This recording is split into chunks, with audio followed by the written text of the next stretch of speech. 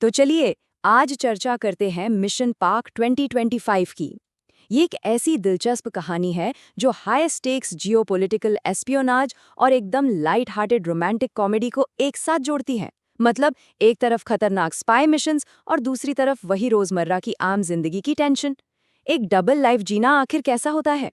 और जब ये दो बिल्कुल अलग दुनियाएं आपस में टकराती हैं तो क्या धमाका होता है?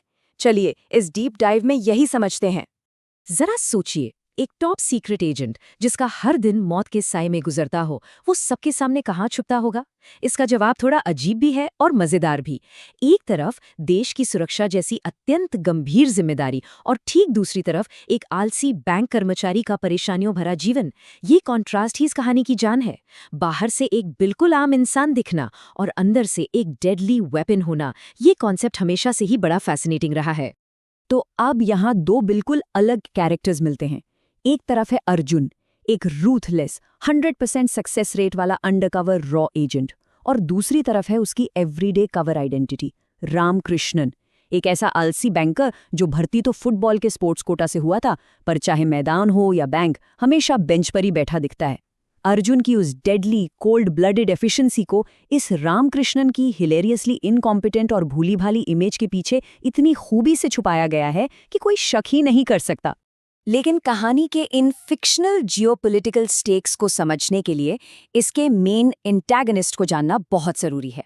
ये है इब्राहिम कुरैशी, एक ऐसा क्रिमिनल मास्टरमाइंड जिसे कराची में बिल्कुल राष्ट्रपति लेवल की भारी सुरक्षा के बीच रखा गया है, और वहीं से बैठकर वो अपने सारे हमले और साजिशें ऑर्केस्ट्रेट करता है। कहानी का पूरा पॉलिटिकल और थ्रिलर टेंशन इसी खतरनाक कैरेक्टर के आसपास घूमता है। अब एक्शन शुरू होता है सीरिया के एक हाई स्टेक्स कवर्ट ऑपरेशन से। यहां अर्जुन बिना किसी विजुअल कंफर्मेशन के सिर्फ और सिर्फ अपने इंस्टिंक्ट्स और बहादुरी के दम पर कुरैशी के सबसे करीबी आदमी अब्दुल सालिम को धर दबोचता है। इस बेहद खतरनाक मिशन का मेन मकसद G8 समिट पर आने वाले किसी बड़े खतरे की खुफिया जानकारी निकालना होता है।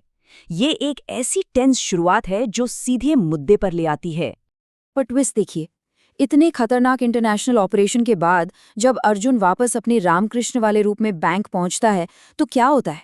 कोई आरती नहीं उतारता उसकी, बल्कि मैनेजर से भरी डांट पड़ती है। तुमने 3 साल के सर्विस में 365 दिन की लीव ली है।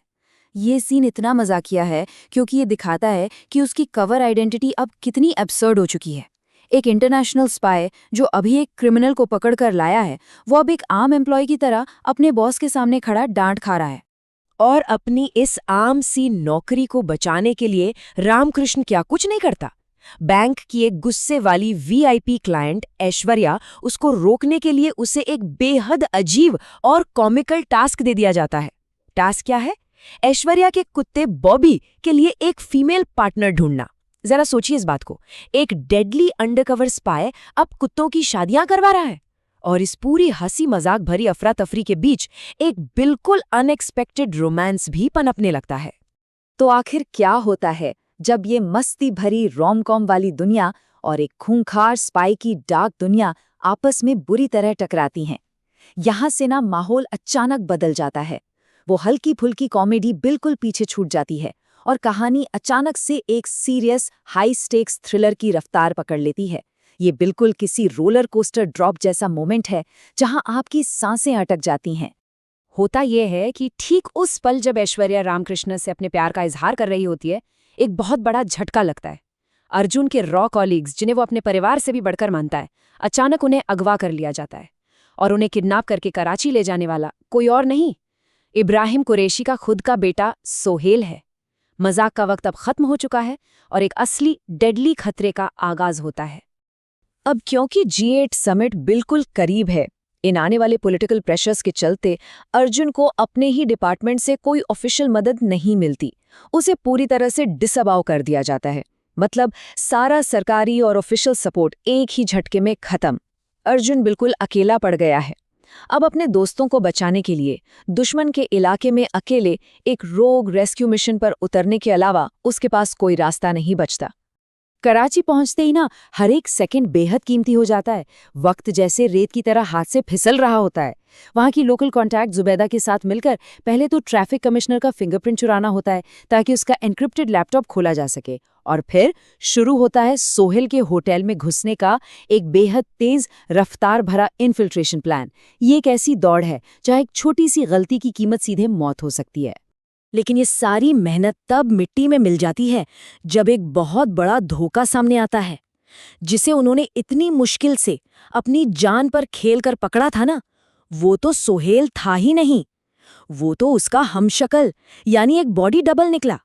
असली सोहेल अपने इस शातिर डिकॉय ट्रिक से अर्जुन की सारी प्लानिंग और मेहनत पर एक पल में पानी फेर देता है। ये वाकई एक माइंड बेंडिंग ट्विस्ट है। तो असली सोहेल का ध्यान भटकाने वाला ये मास्टर प्लान आखिर था क्या? ये बेहद शातिर और खतरनाक था। उन किडनैप्ड इंडियन एजेंट्स को स्मगल करके सिंगापुर के G8 समिट में ले जाना, उनके शरीर पर लगे एक्सप्लोजिव से वहां ब्लास्ट करना और सारा इल्जाम इंडिया पर डालना। ये एक ऐसी मल्टी लेयर्ड साजिश थी जो कहानी की फिक्शनल पॉलिटिकल टेंशन को एकदम पीक पर ले आती है। यहाँ खतरा सिर्फ दोस्तों की जान का नहीं था, बल्कि दुनिया भर में देश की इमेज का था। तो अब सबसे बड़ा सवाल सामने आकर खड़ा होता है, एक ऐसा क्रिमिनल मास्टरमाइंड जो अपने ही गढ़ में पूरी तरह सुरक्षित और कंट्रोल में है, उसे कोई कैसे हरा सकता है? सोहेल, जिसे लगता है कि पूरी बाजी उसके हाथ में है, उसे अर्जुन आखिर इस चक्रव्यूह में कैसे मात देगा? बाजी पलटने की हर उम्मीद यहाँ लगभग खत्म सी लगने लगती है। पर यहीं पर आती है दी अल्टीमेट रिवर्सल। अर्जुन ठीक वही करता है जिसकी सोहेल ने सपने में भी आशंका नहीं की थी। वो सीधे एयरपोर्ट जाने वाले कन्वॉय को घेर लेता है। और सबसे कमाल की बात तो ये है कि वो सोहेल की वही बॉडी डबल वाली ट्रिक सीधे उसी पर आजमाता है। असली सोहेल को पकड़कर वो दुश्मन की सबसे मजबूत चाल को उसकी सबसे बड़ी हार में बदल देता है। ये ट्रिक सच में मास्टर स्ट्रोक थी। बॉर्डर के चेकपोस्ट 45 पर आकर वक्त जैसे थम सा जाता है। माहौल में इतनी टेंशन है कि सांसें रुक जाएं। अर्जुन यहाँ सीधे इब्राहिम कुरैशी को ओपन चैलेंज करता है और सोहेल के बदले अपने किडनैप्ड एजेंट्स की अदला बदली करता है। बस इस एक आखिरी हाई स्टेक्स कदम के साथ ही कुरैशी की पूरी साजिश, उसकी इतनी बड़ी प्लानिंग, सब कुछ टेस्ट हो जाती है। और इसका नतीजा क्या निकलता है? सिंगापुर में G8 समिट बिना किसी रुकावट या हमले के बिल्कुल शांति से पूरा हो जाता है। एक इतनी बड़ी आतंकी साजिश के नाकाम होने और इंटरनेशनल दबाव के चलते प्रेशर में आकर आखिरकार कुरैशी को हैंडओवर करने का फैसला होता है। कुरैशी का बनाया हुआ पूरा साम्राज्य बिखर जाता है और इस विशाल एस्पियोनाज प्लॉट का एक सैटिस्फाइंग शांतिपूर्ण अंत होता है। अर्जुन की एक आखिरी बात इस पूरी कहानी का सार है, एक्सपेक्ट दी अनएक्सपेक्टेड, यानी जो सोचा न हो वही होने की उम्मीद रखो। एक थका हुआ, आलसी, परेशान सा बैंकर जरूरत पड़ने पर देश का सबसे खतरनाक स्पाई बन सकता है। कहानी के इस अनोखे टकराव के बाद एक बड़ा इंटरेस्टिंग सवाल पीछे छूट जाता है, क्या सच में दुनिया के सबसे बड़े हीरोज वही होते हैं जो भीड़ में सबसे ज्यादा आम दिखते हैं? सोचिए इस बारे में।